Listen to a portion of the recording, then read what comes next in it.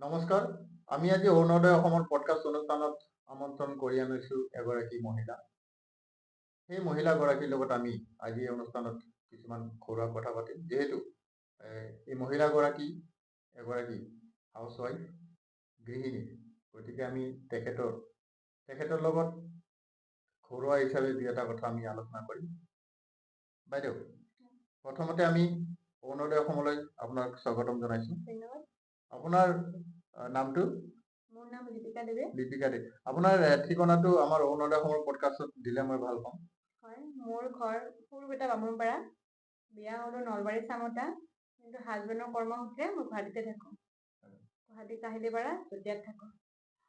যিহেতু আপুনি এজনী গৃহিণী, গতিকে আমি ঘৰুৱা কথাই দুই এটা আমি আলোচনা কৰিম। আপুনি যিহেতু ধৰক বিয়া হোৱা কেইবছৰ হ'ল? 9 বছৰ হয়। 9 বছৰ। হয়। আপুনি যেতিয়া আপুনি ধৰক বিয়াৰ দিনটোত আমি কথা পাতো বা আপোনাৰ শৈশৱৰ কথা কিছুমান আমি আলোচনা কৰিম। আপুনি বিয়া হোৱাৰ আগত বা আপোনাৰ শৈশৱৰ আপুনি কেনেকুৱা আছিলে? কেনেকুৱা আছিলে? বা ধৰক পঢ়া পাতিৰ পৰা বা ঘৰুৱা পৰিৱেশটো আপোনাৰ কেনেকুৱা আছিলে? আমি ঘৰত মা, দেউতা, দাদা, ভাইটি আৰু মই আছিলোঁ। ঘৰুৱা পৰিৱেশ মানে কি আৰু, মানে স্কুলত যাওঁ, আহি পঢ়ো, কিতাপ পঢ়ো, সেইখিনি আৰু মা দেউতাই যিখিনি কয় সেইখিনি মানি চলো আৰু। এনে তোমাৰ এই পঢ়া শুনা কেনেকুৱা আছিল? পঢ়া ইমানখিনি নাছিলে আৰু, পঢ়াত মই ভাল নাছিলো, হয়তো মধ্যমীয়া আছিলে আৰু। তোমাৰ বিয়া হোৱা কেইবছৰ হ'ল? 9 বছৰ হয়। 9 বছৰ। হয়। এতিয়া তোমাৰ সুখৰ সংসাৰ চলি আছে? আছে। তোমাৰ হাজবেণ্ডে কি কৰে? দিছপুৰ কলেজত কাম কৰে। দিছপুৰ কলেজত। ল'ৰা ছোৱালী? ল'ৰা এটা, ছোৱালী এটা। ল'ৰা এটা, ছোৱালী এটা। কোন ক্লাছত পঢ়ে? 1 আৰু 2। 1 আৰু 2। শুনিলে তেখেতৰ গোটেই ডিটেইলছটো আপোনালোকে সকলো গম পালে। দীপিকা, মই নাম কাঢ়িয়ে কথা পাতিছো। দীপিকা, যিহেতু তুমি এজন গৃহিণী, যেতিয়া তুমি নিজৰ মা দেউতাৰ ঘৰত আছিলা, সেই পৰিৱেশটো আৰু যেতিয়া তুমি বিয়া হৈ তোমাৰ হাজবেণ্ডৰ ঘৰত, আনৰ ঘৰত আহিলা, তেতিয়া তোমাৰ মনৰ ভাৱটো কেনেকুৱা আছিল?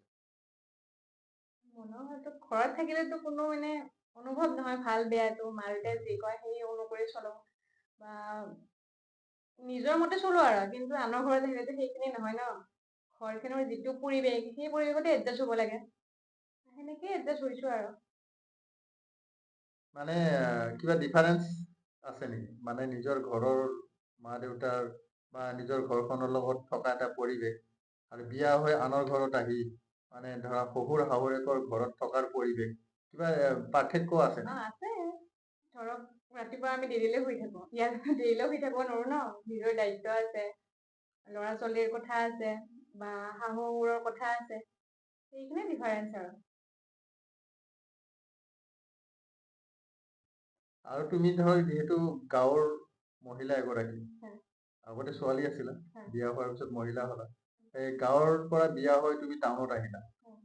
গাঁও আৰু মানে টাউনৰ পৰিৱেশটো তুমি কি পাৰ্থক্য দেখিছা? গাঁও আৰু টাউনৰ পাৰ্থক্য বহুতেই হয়। মানে গাঁৱত মানে কি হয় আৰু, গাঁৱত গোটেইখিনি জুম বান্ধি কিবা কাম চাম কৰিব লগা হলে গোটেইখিনি সমভাগী হয়। ইয়াতেতো কোনো কাৰণ নহয় ন, নিজৰ কামখিনি নিজে কৰে, নিজে নিজে গুৰুত্ব দিয়ে। গাঁৱত মানে কি, মানে ইজনে সিজনক সহায় কৰে, ইয়াতে কোনো সেইবিলাক নাই ন। ইয়াতে মানে কেৱল নিজে নিজক লৈ ব্যস্ত, কাৰো ফালে চোৱা সময় নাই, কোনো কি কৰিছে কি কৰা নাই এইবিলাক গুৰুত্ব নাই, কেৱল নিজে নিজক লৈ ব্যস্ত। গুৱাহাটী আৰু গাঁৱৰ এইয়ে পাৰ্থক্য আৰু। মানে তুমি এইটো কথা ভাবা নেকি, ধৰক গাঁৱৰ পৰিৱেশৰ লগত টাউনৰ পৰিৱেশটো সম্পূৰ্ণ বেলেগ? হয়। আৰু গাঁৱতকে টাউনত বিভিন্ন ধৰণৰ বেয়া কাম বিলাক চহৰতে হয়, হয় টাউনতে হয়। সেই বিষয়ে তুমি কি কবা, বা অৰুণোদয় অসমৰ মঞ্চত তুমি কি কব বিচাৰা? গাঁৱত যিখিনি মানে গাঁৱত ল'ৰা ছোৱালীবিলাক মানে সেই ভয় ভাৱ থাকে, যে বেয়া কাম কৰিলে বেলেগে দেখিব, মা দেউতাক লগাই দিব। টাউনততো কোনো একো গুৰুত্ব নিদিয়ে ন, সেইকাৰণে নিজ ইচ্ছামতে যোনে যি পায় তাকে কৰি থাকে আৰু। ইয়াতে কাৰো ক'ব লগা নাই বা চাব লগা নাই, সেইখিনিয়ে আৰু। তুমি সেইটো কি মেছেজ দিব বিচাৰিছা, মানে মহিলাখিনিৰ কাৰণে, সুৰক্ষাৰ কাৰণে? মানে মানে ডেইলি এটা নহয় এটা মানে ঘটনা ঘটিয়ে থাকে। অকল গুৱাহাটীত বুলি নহয়, অসমৰ বিভিন্ন ঠাইত মহিলাসকলৰ বহুত ঘটনা ঘটি থাকে। বা কিছুমানে ধৰক গিৰিয়েকক এৰি আনৰ তাত পলাই যায়, কিছুমানে নিৰুদ্দেশ হৈ যায়, এনেকে ঘটনা বহুত চলি আছে। সেইসকলক কি মেছেজ দিব বিচাৰিবা? বৰ্তমান পৰিৱেশটো হৈছে মানে বহুত ডিফাৰেঞ্চ, মানে আগৰ পৰিৱেশ আৰু এতিয়াৰ পৰিৱেশ বহুত মানে মাজত পাৰ্থক্য আছে। এইটো বৰ্তমান হৈছে ছচিয়েল মিডিয়াৰ যুগ। এই ছচিয়েল মিডিয়াই মানে বহুতৰে ঘৰ সংসাৰ ভাঙি দিছে। ছচিয়েল মিডিয়াৰ দ্বাৰা মানুহে বহুত নেদেখা বস্তু দেখা পাইছে, নোপোৱা বস্তুবিলাক পাইছে। সেইবিলাক মানে মহিলাবিলাকৰ মনবিলাক চঞ্চল হৈ গৈছে। সেইকাৰণে মানে এই বেলেগৰ ভনীয়েকটো বেলেগৰ তাত গুচি যায়, বা কেতিয়াবা ভাল পোৱাৰ কাৰণে কোনোবা নিজে নিজে চুইচাইড কৰে, সেইবিলাক বেছি বাঢ়ি গৈছে আৰু। এইটো কিহৰ কাৰণে হোৱা বুলি ভাবা তুমি? এইটো মই ভাবো ছচিয়েল মিডিয়াৰ কাৰণে হোৱা বুলি ভাবো আৰু। কাৰণ আগতে যিটো মোবাইল নাছিল ন, সেইটো মানে সৰু সৰু বাচ্ছা পৰ্যন্তৰ পৰা মোবাইল। এই মোবাইল ছচিয়েল মিডিয়াৰ যুগ যিমানে বাঢ়ি গৈছে ন, এইবিলাক ঘটনা সিমানে বাঢ়ি গৈছে, এই বুলি ভাবো মই আৰু। তুমি কি সেই নাৰীবিলাকক তুমি কি ক'ব বিচাৰা? ছচিয়েল মিডিয়া ব্যৱহাৰ কৰিব লাগে, কিন্তু সৎ পথত ব্যৱহাৰ কৰিব লাগে, যাতে মানে ছচিয়েল মিডিয়া ব্যৱহাৰো কৰক আৰু নেক্সট টাইম আপোনাৰ নিজৰ সংসাৰখনো সুকলমে চলি থাকক আৰু, তাহাৰ সংসাৰখনো বেমেজিলি নহয় আৰু। চব বস্তু ভালত ভাল কৰিলে ভাল, বেয়াটো বেয়া কৰিলে বেয়া হ'বই ন। আৰু মই এটা তোমাক নাৰী হিচাপে বা এগৰাকী মহিলা হিচাপে মই তোমাক আৰু এটা কথা কওঁ। আজিকালি মোবাইলটো খুলিলে বহুত নাৰীয়ে আমি দেখা পাওঁ বা তোমালোকেও কোৱা, মানে সামাজিক মাধ্যমত বিভিন্ন ধৰণৰ সাজ পোছাক পৰিধান কৰি নৃত্য দিয়ে, কিছুমানে কথা কয়। তো সেইটো তুমি কি বুলি ক'বা? অকল ভাইৰেলৰ কাৰণে নে মানে ফেচবুকত বা ৰিলত কিবা 2 টকা পইচা পোৱাৰ কাৰণে, কিহৰ আশাত কৰে তেখেতসকলে? কৰিব লাগে, গৃহিণীসকলক কিবা এটা মানে বাহিৰা ইনকাম লাগে, কিন্তু আপোনাৰ মানে চবৰে এটা সেই থাকে, মানে লিমিট থাকে, লিমিটটো ক্ৰছ কৰিব নালাগে। যাতে নৃত্য কৰা, নৃত্য কৰাটো বেয়া কথা নহয়, কিন্তু মানে যাতে আমাৰ মানে অসমীয়া পোচাকযোৰৰ যাতে অপমান নহয় আৰু। আজিকালি কি মেখেলা চাদৰযোৰ নামতহে পিন্ধে, কিন্তু মেখেলা চাদৰটো পিন্ধাৰ কোনো পাৰ্থক্য নাথাকে ন। কোনো মানে যে মেখেলা চাদৰ পিন্ধিছে, নামত মেখেলা চাদৰ গাত লৈছেহে, কিন্তু মেখেলা চাদৰ যে কেনেকে পিন্ধিব লাগে সেইখিনি নাজানে। একচুৱেলি মেখেলা চাদৰযোৰক সন্মান দিব লাগে আৰু মেখেলা চাদৰযোৰ পিন্ধিছে ভালকে পিন্ধিব লাগে, যাতে বেলেগে কয় যে হয় মেখেলা চাদৰ পিন্ধিছে। নে মেখেলা চাদৰ পিন্ধি অপমান কৰাৰ কোনো যুক্তি নাই। মহিলাসকলক কম যে নৃত্য কৰা, নৃত্য কৰাটো বেয়া কথা নহয়, কিন্তু আপোনাৰ যাতে নৃত্যটো ৰাইজে আঁকোৱালি লয়, বেয়া নাপায়, যাতে আমাৰ নেক্সট প্ৰজন্মই যাতে ভাল পায়, সিহঁতক দেখি শিকিব পাৰে। তোমাৰ ঘৰত কেতিয়াবা কাজিয়া লাগে নে এই বিষয়লৈ? কাজিয়াটো লাগে। কিহৰ কাৰণে লাগে?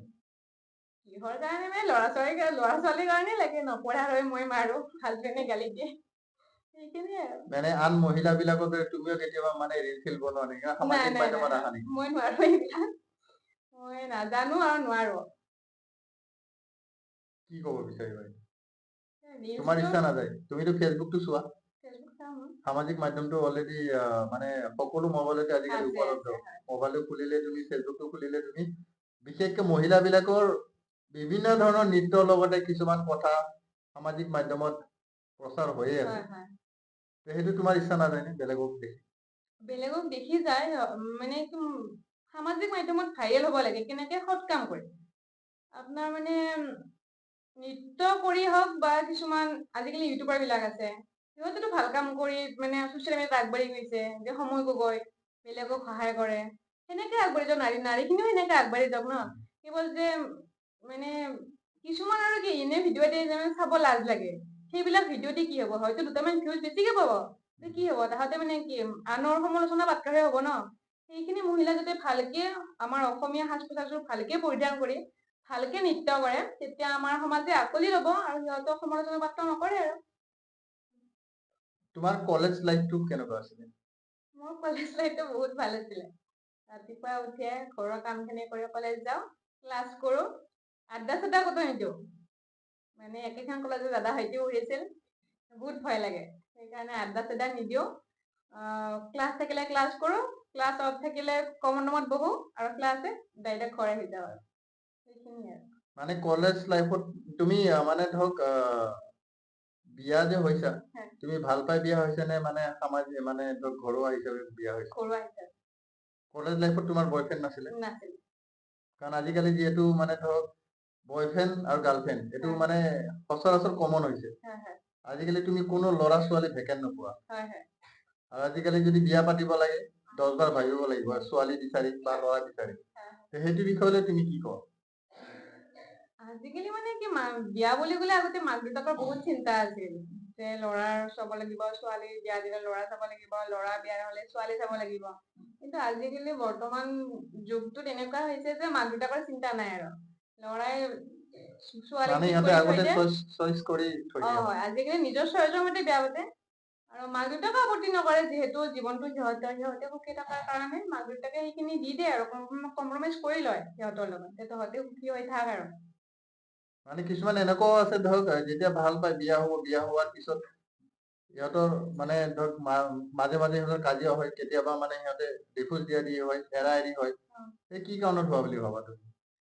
মানে বহুত দিন ভাল পাই থকাৰ কাৰণে নে কি বুলি ভাবা? সেইটো এতিয়া কেনেকে ক'ম বাৰু মই। মানে তোমাক মই সুধিছো এইটো কাৰণে তুমি এগৰাকী মহিলা হিচাপে, হয় যিহেতু হয় তুমি বিয়া হৈ আহিছা বা তুমি এজনী মানে ধৰা শিক্ষিত ছোৱালী, হয়। সেইটো কাৰণে মই সুধিছো যে তোমাৰ মতামতটো কি? সংসাৰত মানে যেতিয়া সংসাৰখন বাঢ়ি যায় ন, বাচ্ছা হোৱাৰ পাছত মানে বাচ্ছাৰ লগত হওক বা কিছুমান ক্ষেত্ৰত হওক সৰু সৰু কাজিয়া হয়, তাৰ পৰা মানে সৰু সৰু কাজিয়াৰ পৰা অভিমানবোৰ বাঢ়ি বাঢ়ি যায়, মানে বহুত ডাঙৰ মানে সৃষ্টি হয়, ডিভোৰ্চ হয় বা এৰাৰি হয় বা মহিলাজনী বেলেগৰ তাত গুচি যায়। সৰু সৰু কাজিয়াৰ কাৰণে হয় বুলি ভাবো মই আৰু। তো এই বিষয়লৈ তুমি আমাৰ অৰুণোদয় অসমৰ পডকাষ্ট অনুষ্ঠানৰ যিবিলাক মহিলাই এই অনুষ্ঠানটো চাই আছে বা চাব, সেই সকলক তুমি কি মেছেজ দিব বিচাৰিবা? মই বিচাৰো যে সংসাৰ এখন কৰিলে মানে এৰাধাৰৰ মাজত চলিব লাগে। ইজনে সিজনক এৰিব লাগে, সিজনে সিজনক এৰাধাৰ কৰি মানে কম্প্ৰমাইজ কৰি চলিব লাগে। লাগি নাথাকে, লাগি থাকিলেতো সংসাৰখন ভাঙি যাবই ন, লাগি থাকিব নালাগে আৰু। এয়া আছিলে আজিৰ পডকাষ্ট অনুষ্ঠানৰ কিছু কথা। মই আগতে কৈছো যিহেতু এগৰাকী মহিলা, মানে তেওঁৰ লগত আমি ঘৰুৱা কিছুমান কথা আমি আলোচনা কৰিম। ইতিমধ্যে আমি বহু কথা তেখেতৰ মুখৰ পৰা গম পালো, অৱগত হলো। আপোনালোকে হয়তো নিশ্চয় কিছুমান মেছেজ এইটোৰ পৰা আপোনালোকে পাব। গতিকে শেষবাৰৰ কাৰণে তুমি কিবা ক'ব বিচাৰিবা নেকি? মই ক'ব বিচাৰিছো অৰুণোদয় সকলো দৰ্শকে অৰুণোদয় চেনেলটো যাতে আঁকোৱালি লয় আৰু দাদাক সহায় সহযোগিতা কৰে। ধন্যবাদ। এই আছিল আজিৰ অনুষ্ঠান। গতিকে আজি আমাৰ সময়ো হৈ আহিলে, গতিকে তুমি অশেষ কষ্ট কৰি এই অনুষ্ঠানত অংশগ্ৰহণ কৰিলা, তাৰ কাৰণে আমি অশেষ ধন্যবাদ জ্ঞাপন কৰি আজিলৈ এই অনুষ্ঠানটো ইমানতে সমাপ্ত কৰিছো। ধন্যবাদ।